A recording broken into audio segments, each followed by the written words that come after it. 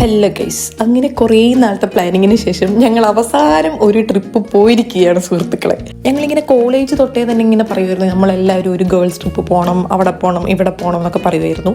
പക്ഷെ സ്റ്റിൽ ഇത് അടുത്താണെങ്കിലും ഞങ്ങളൊരു ട്രിപ്പ് പോകാൻ പറ്റിയത് ഇപ്പോഴാണ്. എടി നമ്മൾ എങ്ങോട്ടാ പോണേ? മൂന്നാർ. അതെ, മൂന്നാർ. ഇപ്പം ഈ പറഞ്ഞതാണ് നമ്മുടെ ട്രിപ്പ് കോർഡിനേറ്റർ. എല്ലാ കൂട്ടത്തിലും കാണുമല്ലോ ഇങ്ങനെ ഒരു ട്രിപ്പ് കോർഡിനേറ്റർ. നമുക്ക് ചുമ്മാ പാസഞ്ചർ പ്രിൻസസ് ആയിട്ട് ഇരുന്നാൽ മതി. അപ്പം ഞങ്ങൾ രാവിലെ 6:30 ബസ്സിന് മൂവാറ്റുപുഴ KSRTC സ്റ്റാൻഡിൽ നിന്ന് നേരെ മൂന്നാറിലേക്ക് വിട്ടു.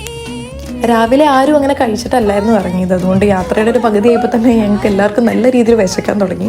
അതുകൊണ്ട് വണ്ടി അവിടെ ഏതൊരു സ്റ്റാൻഡിൽ നിർത്തിയപ്പോൾ ഞങ്ങൾ അവിടെ കയറി ചായ കുടിച്ചു, പഴംപൊരി തിന്നു, അങ്ങനത്തെ കുറച്ച് സ്നാക്സ് ആയിട്ടൊക്കെ കയറ്റി. അങ്ങനെ തേയിലത്തോട്ടൊക്കെ കണ്ടു തുടങ്ങിയപ്പോൾ മനസ്സിലായി നമ്മൾ മൂന്നാറിലേക്ക് എത്തിക്കൊണ്ടിരിക്കുകയാണെന്ന്.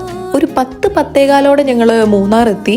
ഇനി അടുത്ത പ്ലാൻ നല്ലൊരു ഹോട്ടലിൽ കയറി ഫുഡ് കഴിക്കുക എന്നുള്ളതാണ്. ഫുഡ് കഴിച്ചിട്ട് ഇനി ബാക്കിയുള്ള കാര്യം നമുക്ക് തീരുമാനിക്കുക എന്നുള്ള രീതിയിൽ ഞങ്ങൾ അവിടെ കണ്ട നല്ലൊരു ഹോട്ടലിൽ കയറിയിരുന്നു. അവിടുത്തെ നല്ല ഫുഡായിരുന്നു കേട്ടോ. നല്ല ചൂട് നെയ് റോസ്റ്റ്, പിന്നെ മസാല ദോശ, പൂരി, ഇതൊക്കെയാണ് ഞങ്ങൾ മേടിച്ചത്. ഞങ്ങൾക്ക് എല്ലാവർക്കും നല്ല രീതിയിൽ ഇഷ്ടമായി. നമ്മൾ സ്റ്റേ ചെയ്യുന്ന സ്ഥലത്ത് 2 മണിക്കാട്ടോ ചെക്കിൻ എടുത്തേക്കണേ. അപ്പം അത്രയും നേരം നമുക്ക് എങ്ങനെയെങ്കിലും ടൈം സ്പെൻഡ് ചെയ്യണം. നമ്മൾ അവിടെ ഒരു ജീപ്പ് കണ്ടുപിടിച്ചു. അപ്പോൾ ഇവർ നമ്മൾ സ്റ്റേ ചെയ്യുന്ന അവിടെ കൊണ്ടേ ആക്കുകയും ചെയ്യും. എന്നാൽ അവിടെ പോകുന്ന വഴി നമുക്ക് കുറേ സൈറ്റ് സീയിങ് ഉണ്ട്. അപ്പോൾ അവിടെ എല്ലാം ഇറക്കി കാണിക്കുകയും ചെയ്യും. അപ്പോൾ നമുക്ക് ഏകദേശം ആ ഒരു ടൈമിൽ ചെക്ക് ഇൻ ചെയ്യാം. ആദ്യം ഒരു തേയിലത്തോട്ടം തന്നെ ആവട്ടെ. മൂന്നാർ വന്നിട്ട് തേയിലത്തോട്ടം കണ്ടില്ല എന്ന് പറഞ്ഞ മോശമല്ലേ? പക്ഷെ ഒരു കാര്യം, ഇവിടെ നിന്നാൽ കാണാൻ പറ്റുള്ളൂ. അകത്തേക്ക് കയറണമെങ്കിൽ ടിക്കറ്റ് എടുക്കണം. അത് കഴിഞ്ഞ് അവർ കൊണ്ട് നിർത്തിയത് ഒരു റോക്ക് കേവിൻ്റെ ഫ്രണ്ടിലാണ്. അപ്പോൾ അതിൻ്റെ അകത്തേക്ക് നമുക്ക് കയറാൻ പറ്റും.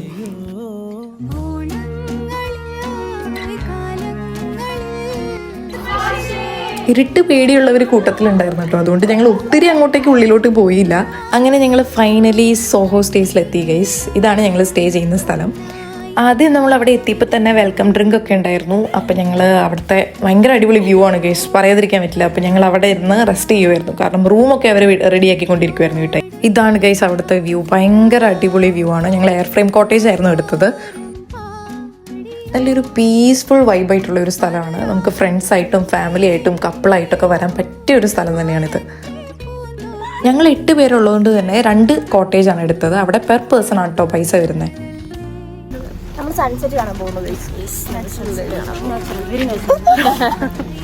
സോഹോയുടെ തൊട്ടടുത്ത് ഒരു അടിപൊളി വ്യൂ പോയിന്റ് ഉണ്ട്. നടന്നു പോകുന്ന ദൂരം മാത്രമേ ഉള്ളൂ. അവിടെ നമുക്ക് സൺസെറ്റ് കാണാൻ വേണ്ടി പോകാം. ഒരു അടിപൊളി സ്ഥലമാണ് ഗൈസ്.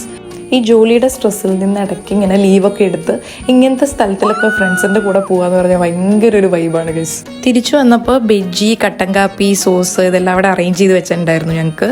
Day 1 കുറച്ചുകൂടി ഉണ്ട്. അപ്പോൾ Day 1 പിറ്റേന്നത്തെ കുളുക്കുമല വിസിറ്റും എല്ലാം ഞാൻ സെക്കൻഡ് പാർട്ടിലിടുന്നതായിരിക്കും.